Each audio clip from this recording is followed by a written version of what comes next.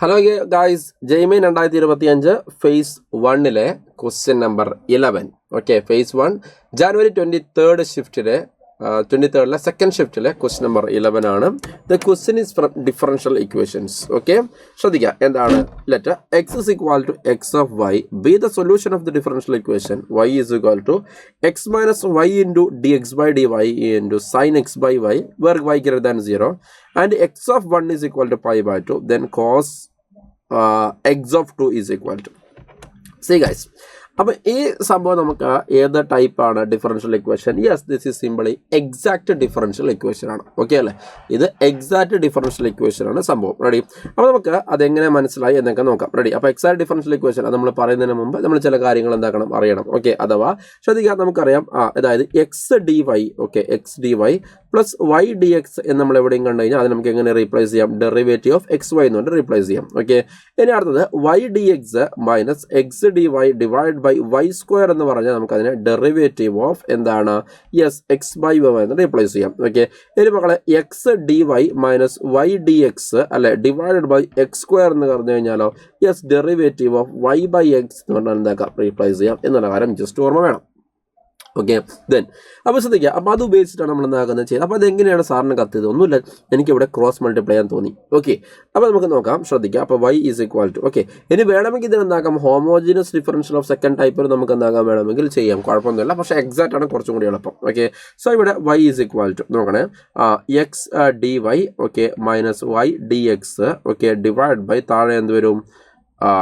D Y എന്ന് വരും. Okay, d Y എന്ന് വരും ഇൻറ്റു സൈൻ ഓഫ് എന്താണ്? എക്സ് ഡിവൈഡഡ് ബൈ വൈ എന്ന് വന്നു. റെഡി?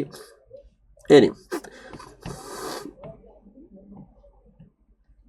ഞാൻ എന്ത് ചെയ്യുന്നു വെച്ച് കഴിഞ്ഞാൽ ഈ ഡി വൈനെ ഞാൻ എന്ത് ചെയ്യാം? എനിക്ക് ക്രോസ് മൾട്ടിപ്ലൈ ചെയ്യാം അല്ലേ? അപ്പോൾ ഡി വൈനെ ഞാൻ എന്താക്കി ഇവിടെ cross multiply Y D Y എന്ന് കിട്ടി. ഓക്കെ, ഇനി നിങ്ങൾ നോക്കിയാട്ടെ, ഇവിടെ ശ്രദ്ധിക്കുക, X D Y minus Y D X ഉണ്ട്. റെഡി? അപ്പോൾ ഞാൻ കംപ്ലീറ്റ്ലി ഞാൻ എന്താണ്? വൈ സ്ക്വയർ കൊണ്ട് ഞാൻ ഡിവൈഡ് ചെയ്യണം. മനസ്സിലായില്ലേ?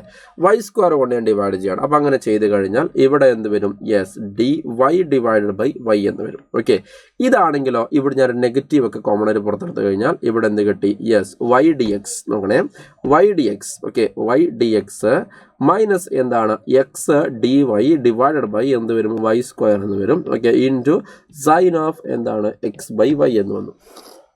Ready? What is this?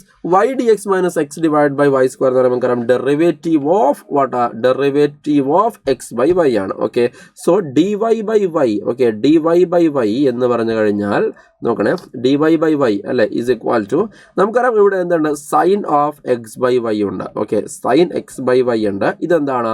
Yes, derivative of എന്താണ്? എക്സ് ബൈ വൈ ആണ്.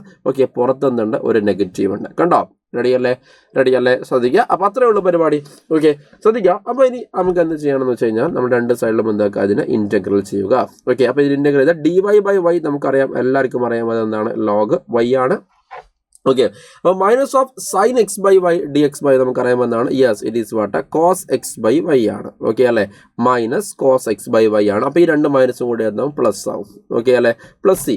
അപ്പോൾ ഇത് അറിയാത്തവർ, ഈ ഇൻറ്റഗ്രേഷൻ ഞാൻ ചെയ്ത് മനസ്സിലാവാത്തവർ ഇങ്ങോട്ട് ശ്രദ്ധിക്കുക. അതായത് എങ്ങനെയാണ് ഞാൻ ഈ പറഞ്ഞ integral of sine X by Y into എന്താണ്? എക്സ് ബൈ വൈ അല്ലെങ്കിൽ derivative of X by Y ചെയ്തത് എന്ന് നമുക്ക് നോക്കാം. റെഡി അല്ലേ?